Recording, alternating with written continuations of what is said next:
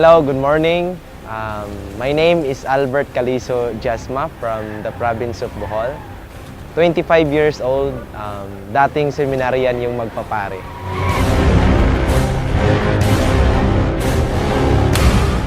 Batang-bata pa lang ako, nangarap na talaga ako na magkaroon ng isang sports car.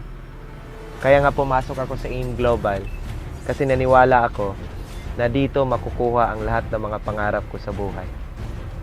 I've been doing AIM Global for 3 years and after 9 months, nakuha ko po yung first car ko dito, yung Honda City.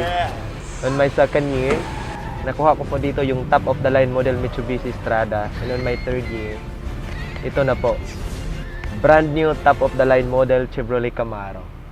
Ang nag-iisang Bumblebee sports car dito sa Bohol. Dati, napanood ko lang to sa movie na Transformer. Pero ngayon, hawak ko na ang Manibela dito.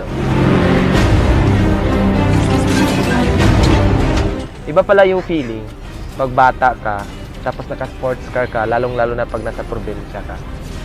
Para kang artista. Bakit? Kasi halos lahat ng tao na madaanan mo, titingin sa'yo. Hindi ko ma-imagine kasi, sino ba naman ako dati?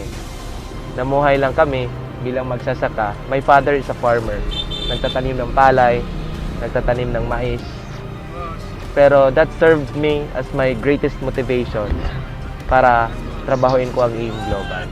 Kung dati, araro at kalabaw ang hawak ko, ngayon, manibela na ni Bumblebee. Yeah!